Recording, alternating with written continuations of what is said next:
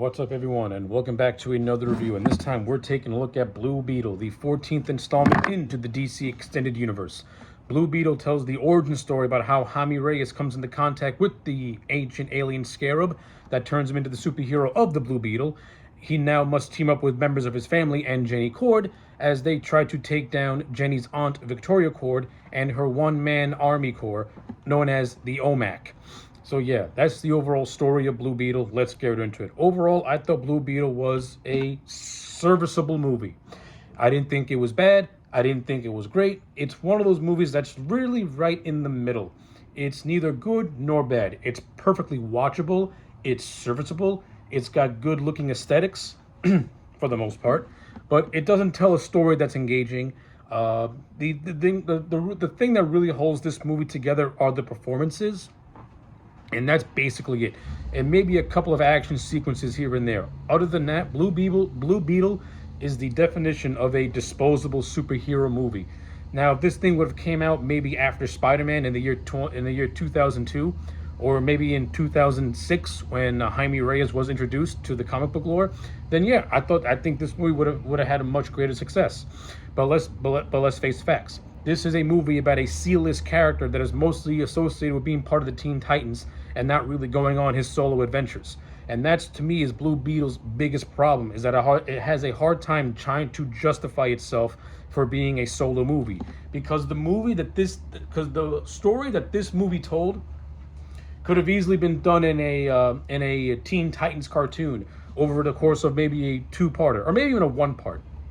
I didn't find this story to be all that engaging. Honestly, truthfully, to me, this movie is a mishmash of Iron Man 2008 and any Spider-Man movie all molded together into one. And yeah, it kind of comes across as been there, done that, rehash stuff. And like I said, this movie's saving grace really are the actors and the performances. Because for the most part, I think all the actors put in a pretty decent job. The lead actor who played the Blue Beetle, whose name is Zolo... I think his name is Zolo... Manderdina. I can't pronounce his name, I'm sorry. But yeah, I think Zolo did a decent job at playing Jaime Reyes Blue Beetle. He's very likable, he's charming in a lot of scenes, he doesn't come across as he doesn't come across as being cringy. I think the movie overemphasizes that he has a Mexican heritage, because honestly, truthfully, the only defining trait that I get from this movie is that he's Mexican. And that's basically it. It makes reference to him graduating college in pre-law, but it overemphasizes the Mexican aspect of his character and not the pre-law aspect of his character, which I think was a mistake. Because to me, the more interesting aspect is you establishing him as pre-law. You could have used that in some areas in this movie, but instead of making a movie that's somewhat interesting, let's just make a movie that's basic and let's just touch on his heritage and forget about the rest of the stuff that can be more interesting. That's this movie's biggest flaw to me, is that it overemphasizes the Mexican heritage, stuff like that, and that becomes a lot of the characters' defining traits, is that, hey, they're Mexican. It's like, okay, that's cool. Nothing wrong with that. That's awesome. Great. What else is there to you besides being Mexican? You know what I'm saying? Like, there's no other defining trait that this character has, which is a shame. Because I think if this movie was written by people who actually know how to write, they would pay homage to his roots, but also expand upon his character and give him some interesting things to do.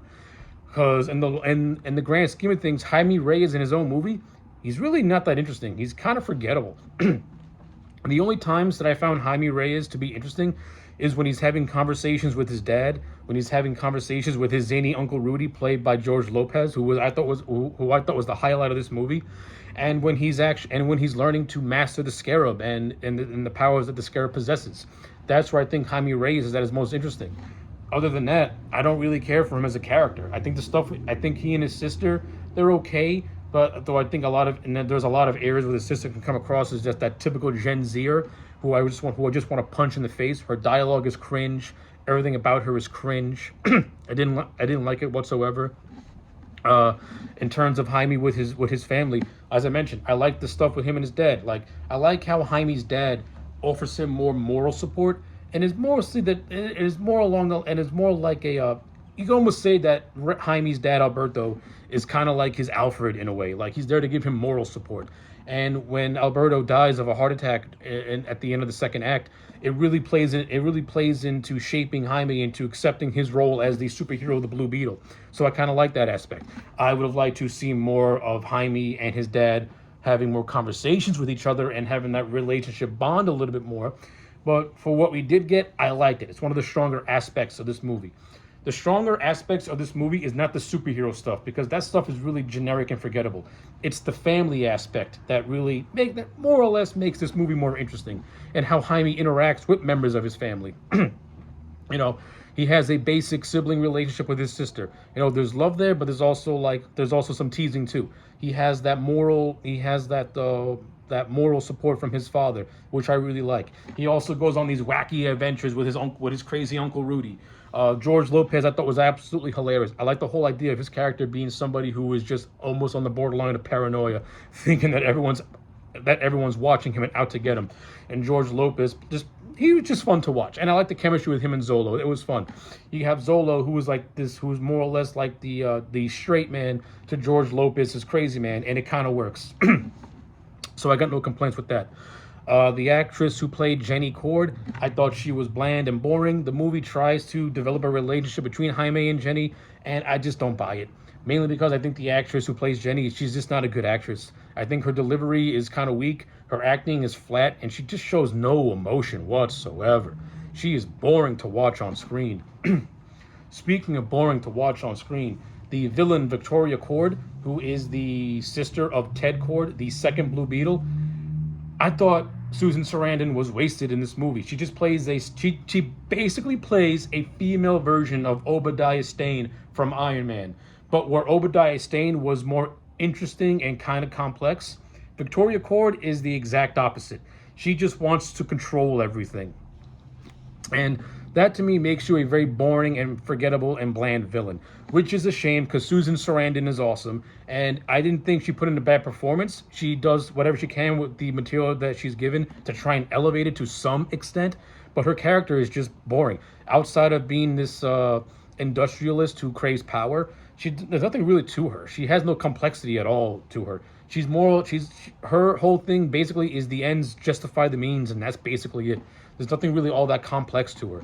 I mean, yeah, they kind of throw out the idea about how her and her dad started Cord Industries, and then when her dad dies, she gave it to Ted, therefore having this growing resentment towards her brother. Now, if Ted Cord was in this movie, or if Victoria was not killed off, you could have expanded more of that in a sequel. But that to me could have added a much more extra layer to Victoria's character. Maybe even give her a redemption arc and make her see the error of her ways, and make her realize that her greater good is just causing destruction and is basically destroying a family, which is what it almost did in this movie. But we don't get that. She's just a generic villain, and she gets killed off by her lapdog, who sees the light in a very random last minute type of way. And I'm going to get to that actually right now. The actor who played Carpax, who ends up becoming the OMAC, he's legitimately nothing but a bodyguard. And then in the last 5 minutes of the movie, you give him this redemption arc when you reveal that Victoria kidnapped him as a child and had his mother murdered. And then he goes against her in the final hour.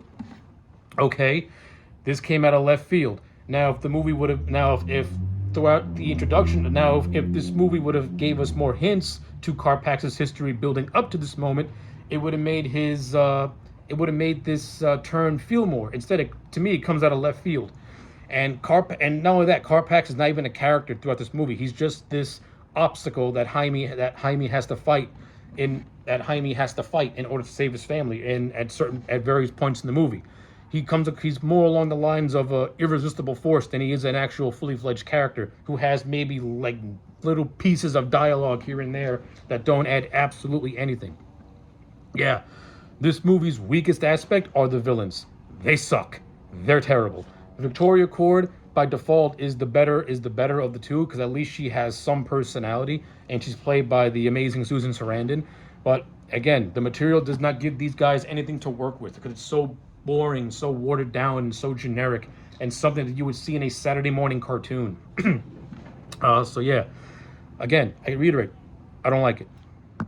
Now, I don't want to make it sound that this movie doesn't have anything good in it, because I'd be lying. It does have some decent stuff in it. I overall thought that Angel Soto, the director, did an admirable job of this movie. I like the cinematography. It has a bright and colorful look. I mean, it does look like it was made for streaming. It does have that vibe, because this movie was originally meant to be put on HBO Max, and then they changed it to a theatrical release, which I think did absolutely nothing to bring favor to this movie. If anything, you signed this movie's death ticket by putting it in theaters. It should have been released to streaming. I think it would have fared much better as like an HBO Max original movie, as opposed to a theatrical release, because this movie was a bomb. And it wasn't a bomb because it was bad. It's a bomb because it's a movie that doesn't really have any recognizable stars in it. And like I said, it's about a C-list character in Blue Beetle. Blue Beetle is not really like, listen, now I don't want to say I'm an expert in Blue Beetle lore, because I'm not, because I only know Blue Beetle through his work with the Teen Titans. But that's the thing. Blue Beetle has always been is part of a team. He's not Nightwing. And the fact that we got a Blue Beetle movie over a Nightwing movie does not sit well with me, because Nightwing is more recognizable. It's Dick Grayson, the first Robin. He's one of the most well-known sidekicks in DC lore and in comic book lore. Everybody knows who that is. The fact that we never got a Nightwing movie, but Blue Beetle came first, yeah, that does not sit well with me as an overall fan of superheroes and of this material. But I digress. I think the directing for the most part is solid. Angel Soto did a good job. The cinematography looks good. I like the vibrant neon colors. It looks good. The action sequences, even though they're not particularly all that memorable, they're shot very well. And there are certain instances where they take a lot of inspiration from James Wan's Aquaman movie, and how he directed certain action sequences in that first movie. So I got no hate on that. I liked it. I like a lot of the character moments. Like I said, I like the stuff with Jaime and his dad. I like how when his dad dies, and I like the whole idea of Jaime's dad dying from a heart attack when Victoria Court sends her men to the Jaime house. I don't like the way the scene was directed. It was directed as if as immigration taking immigrants away from their homes. I didn't like that. I thought that was actually too on the nose and very just, it didn't really sit well with me. And like I said, I like the idea of Alberto dying of a heart attack and his death inspiring his son to accept his mantle as the Blue Beetle. That was very inspirational, and I liked it. That was basically Jaime having his Peter Parker Uncle Ben moment. Nope, I got no hate on that. I like it. And I like the fact that Alberto is a father figure that encourages his kids and doesn't discourage his kids. I'm sorry. I liked it. That's good stuff. I enjoyed it. And I ain't gonna lie. I like how this movie pays respect to the legacy characters like Dan Garrett and Ted Kord, who were the first and second Blue Beetles respectively. And I'm not gonna lie, I kind of like how Rudy fanboys over the fact that Jenny's dad, Ted Kord, was Blue Beetle, who was established as the protector of Palermo City, which is in the Florida Keys. I like the fact that Rudy is a fanboy of Blue Beetle and basically looked up to him. I thought that was cool. The movie also makes references to characters like the Batman and Flash and Superman and stuff like that.